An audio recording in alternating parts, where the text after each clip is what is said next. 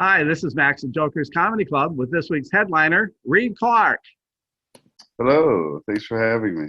Reid, have you been to Jokers before?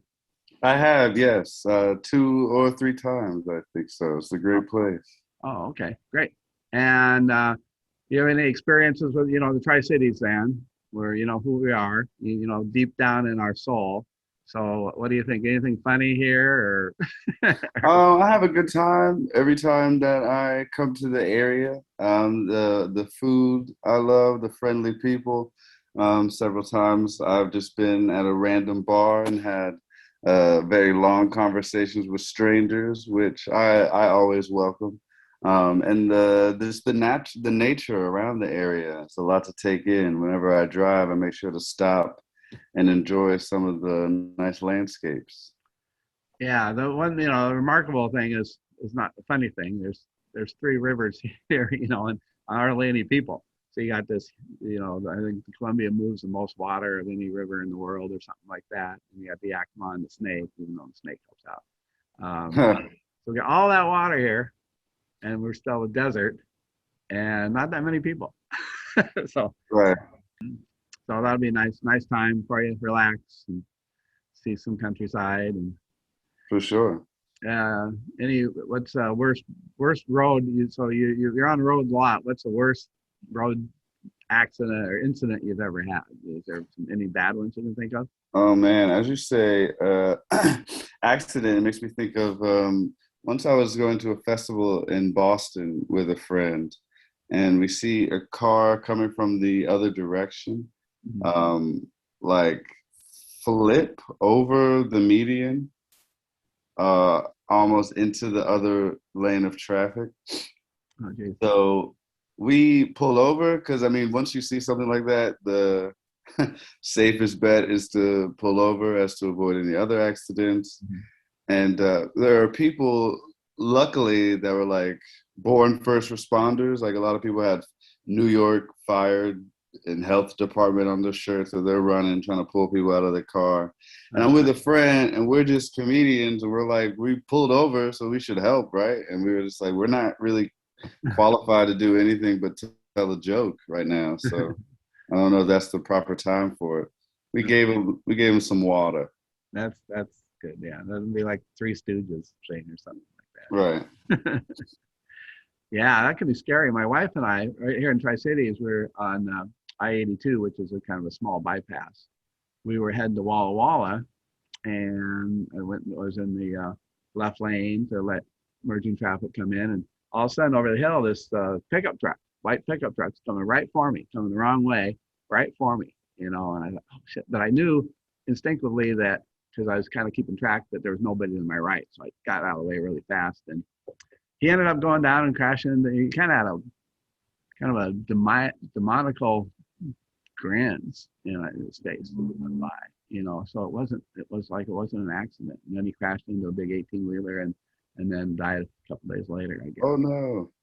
Yeah, and then I mean that's like that's really shakes you up. But then I think since then it's happened. There's people been going the wrong way on I-82 here two or three more times. So I think Tri-State's got a problem.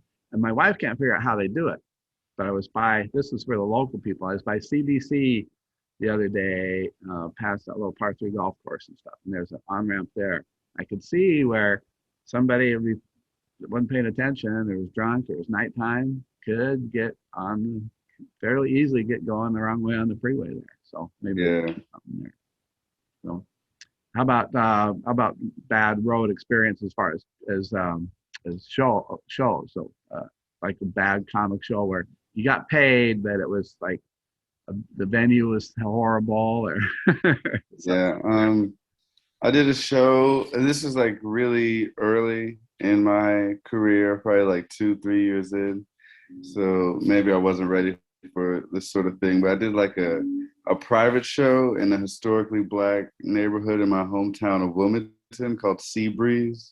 So it was a lot of older people, and I was like 22, 23, but I knew a lot of their kids. I'd gone to school with a lot of their kids and grandkids. Mhm. But I followed this guy that was a hometown favorite. Everybody knew him and they went crazy. And I realized later it's because he had recently got out of prison. Mhm. And he did that thing where he was like, "Oh man, they're telling me that's all the time I got because they're another comic, right?" Oh. So they were so they were so sad that his time was done. And like whenever I was up there, you could just feel that they were mad at me for interrupting time with their old friend. So nothing I really did hit them. They weren't trying to give me a chance. They just wanted to talk to that guy more. Almost boo you. Right. So how do you do any crowd work, or is it personal stories, or you have some one-liners too, or? I try to do all of it. I'm such a big fan of comedy. I like all the different styles and techniques.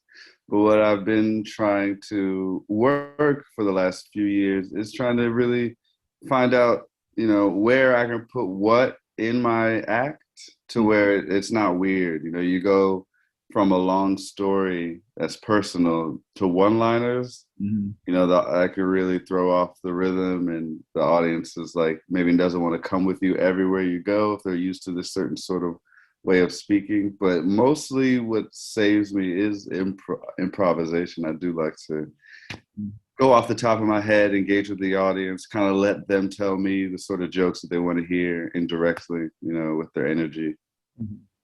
Yeah, it's tough to do 50 minutes or an hour on just one-liners. I Oh mean, yeah, for sure. like a Mitch Hedberg or something like that. That would, and I've seen some that will open with some one-liners, so maybe 10 minutes or 12 minutes or something like that, and then go into some stories, and then maybe do some crowd work. And so, that's good that you're experimenting with the rhythms then, and how you're going to place your different bits and things like that. Yeah, it's definitely a time for one-liners and a time for a story. I'm just trying to figure out what time that is. In a club like say Jokers, where there's the old feature first comedian and then headliner second comedian, and that's hour and a half Mhm. show. That's not all. There's fairly rare there, right? Is that? I mean, Yeah, there's mostly like 6 to 8 comics doing like 10 minutes.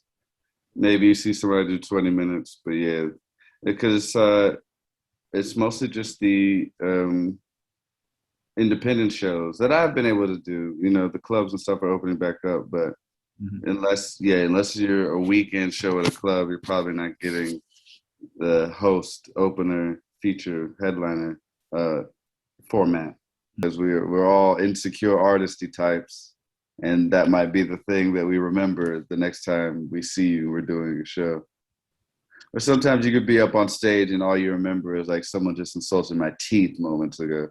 And your act is so muscle memory, you could just hold on to this thought.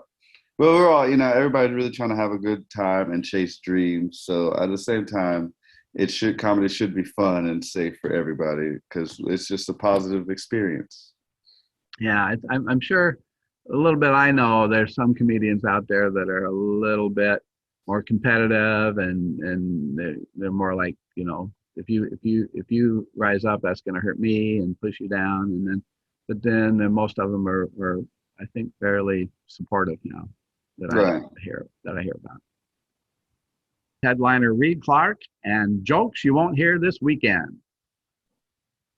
People believe that an antique Roman statue was smuggled into the country by Kim Kardashian, but that's only because she's been smuggling Armenian Christmas hams in her back pocket for years. So, folks, don't miss Reid Clark this weekend, Friday and Saturday night, 8 p.m. At Jokers, we sell fun.